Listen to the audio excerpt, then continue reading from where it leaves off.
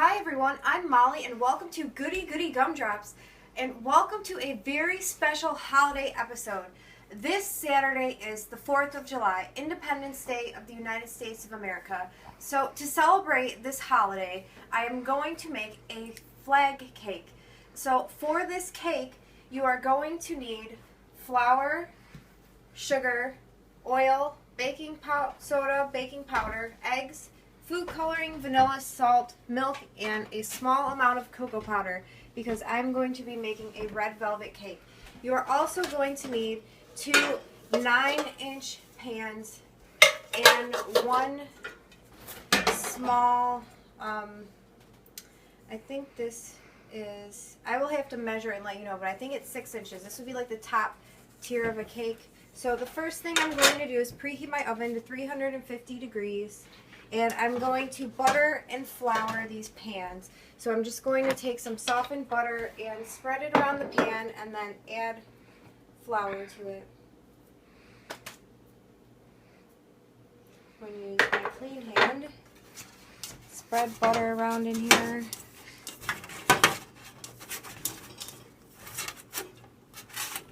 Now just put a small amount of flour in one of the pans and shake it around and dust the pan lightly with flour. Repeat that for all 3 pans.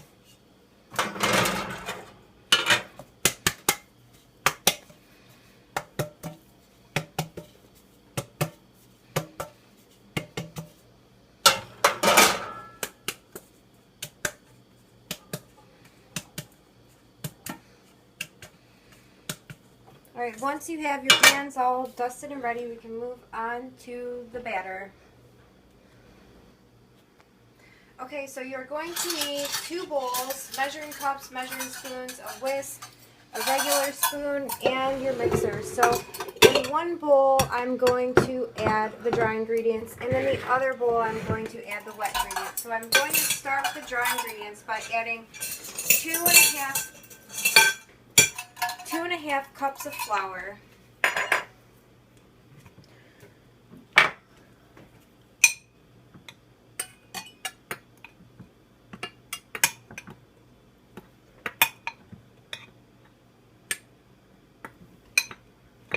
next I'm going to add 1.5 cups of sugar.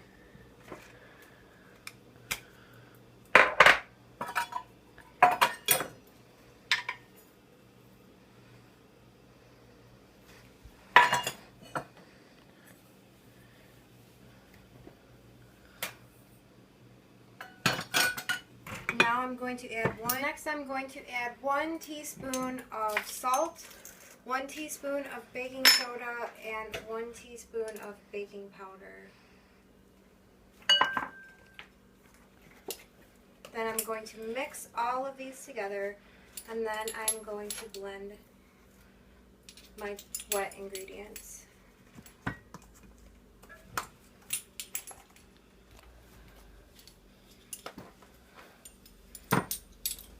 So just give this a quick mix.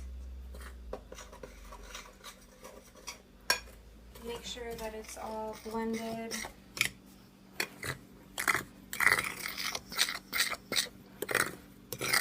Okay, now I'm going to mix my wet ingredients. So I have 1 cup of milk, 2 eggs,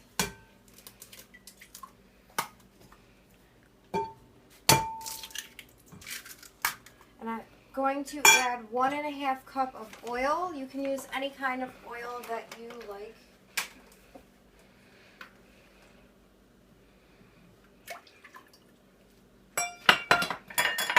And I'm also going to add 1 teaspoon of vanilla.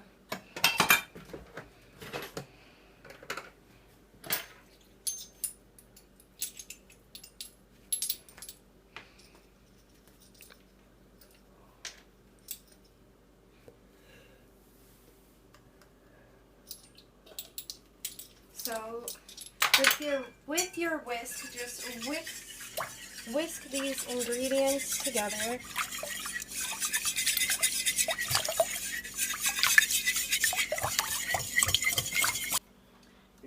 wet ingredients are incorporated together, I'm going to mix the wet and the dry. And to do this, I'm going to use an electric beater.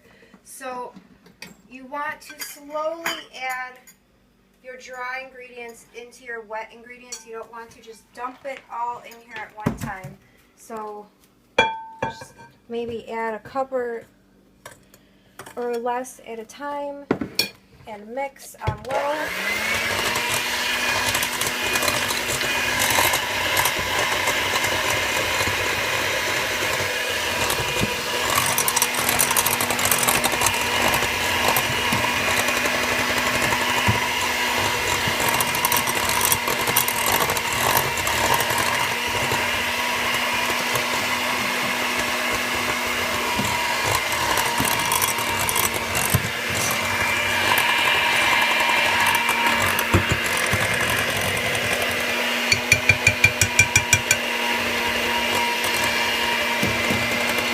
Okay, I have beat this for 2 minutes on medium speed, and now I'm going to divide some of the batter back into the bowl that I used for the dry ingredients. So maybe about a third of it.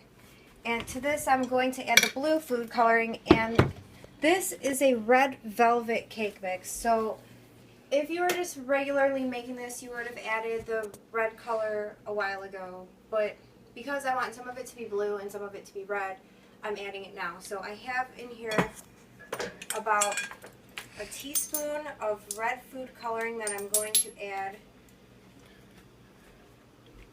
So I'm going to add this in.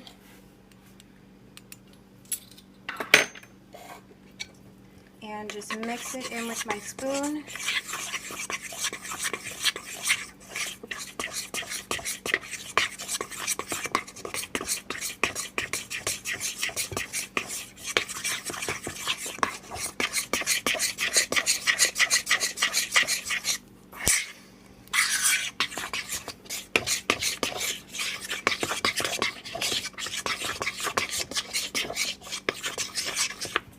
Now to the other bowl, I'm going to add the blue.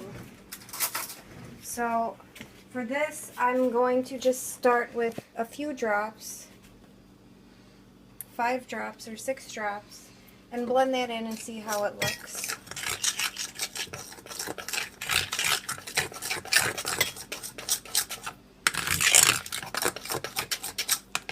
Alright, I think I need some more.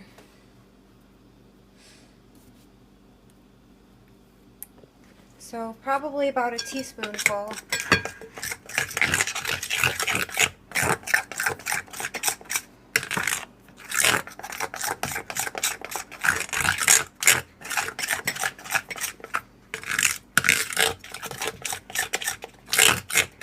You know what? I think I want this just a little bit bluer.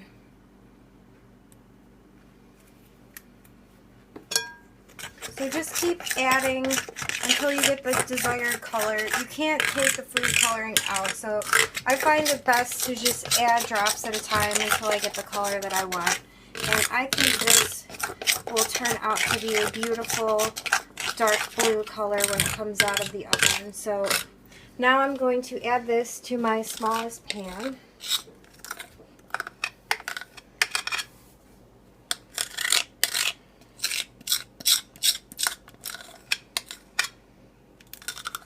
And now I'm going to bake this cake first because it is so much smaller than the other two. It should only take about 15 minutes to bake. So I'm going to put this in the oven and bake for 15 minutes, and I'm going to let the rest of my cake batter just sit out, not in the pans but in the bowl, and it should be fine to sit out for a few minutes. If your kitchen is really hot, you might want to put it in the refrigerator just for maybe 5 minutes. You don't want it to get cold, but you don't want it to get too hot, but it will be fine resting at room temperature for up to a half hour. So I will be back when this is done to show you what to do next. Okay, my first cake is done baking. I let it rest inside the pan for about 2 minutes. Now I'm going to turn it out onto a rack and allow it to cool. So just let it sit on a wire rack and cool. And now for these other two, I'm going to just pour the batter in, and I want one cake to be slightly larger than the other cake because one is going to be the top stripes and one is going to be the bottom, and one has more stripes than the other. So just put this in your pans, bake in the oven for about a half hour, and I will be back after these cakes have been baked and cooled to show you how to put it all together. Okay, my cake is cooled, and what I've done is sliced each layer, so not the blue layers, but the red layers. I trimmed the outside and I sliced them up into 3 layers of each cake. I wanted to do 4 on the thicker cake, but I guess I didn't split them evenly, so I'm going to make the frosting now. So I have 1 stick of butter in here, and to that I'm going to add 8 ounces of cream cheese, and then I'm also going to add vanilla, milk, and powdered sugar. So first I'm going to just blend these 2 together.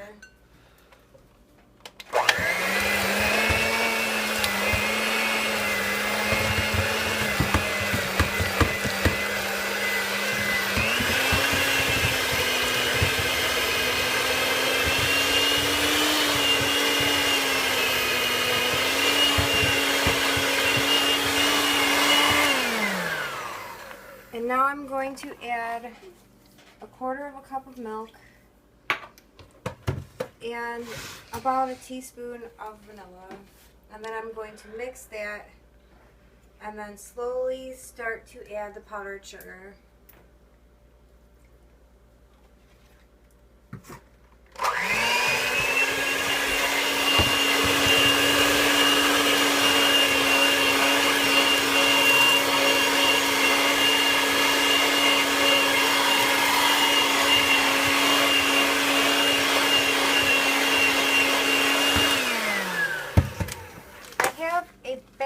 Powdered sugar here, and I'm not specifically going to measure out the amount that I'm going to add.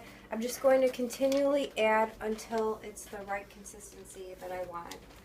So it should be probably about 3 cups to 4 cups.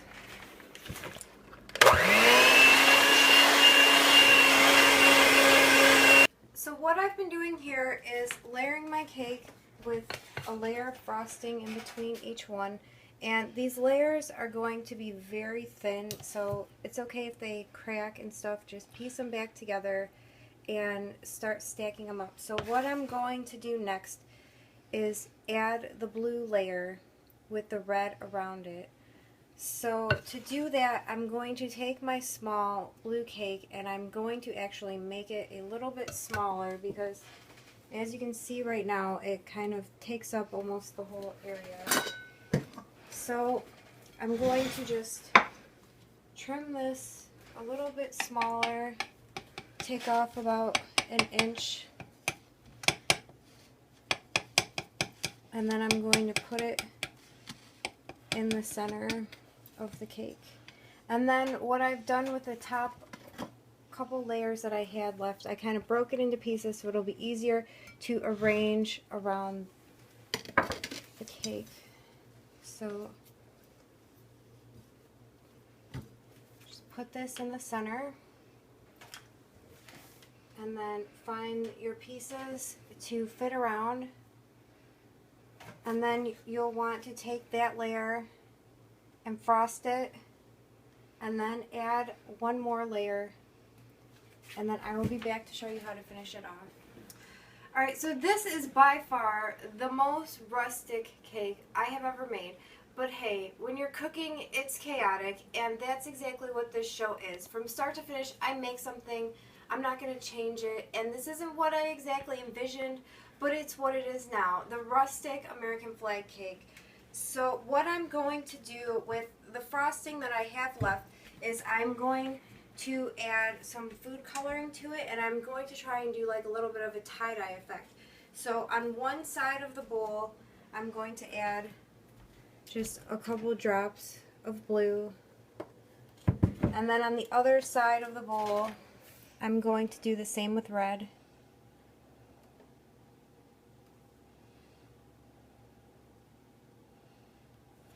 And now I'm just going to swirl it a little bit, not a lot. And that is plenty. I don't want purple, so now I'm just going to take it and spread it over the cake very gently.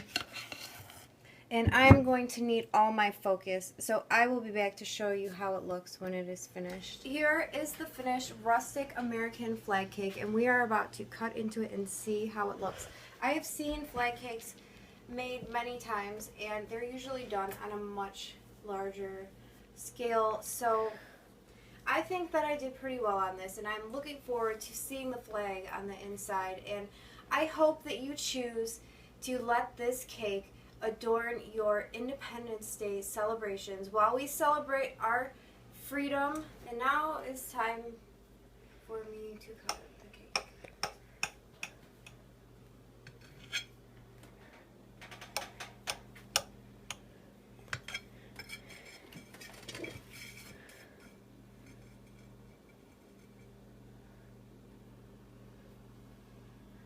That is beautiful.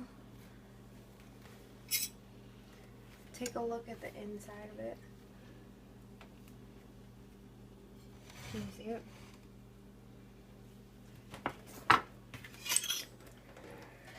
The frosting is really so delicious.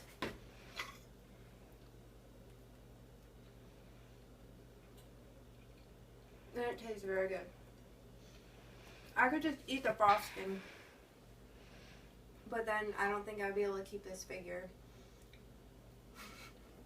As you can see, I can't stop eating this, so if you'll excuse me for a moment. So, thank you for watching, and if you did enjoy this video, please subscribe, like, and share, and come back for more goodies, and I will see you next time. Bye!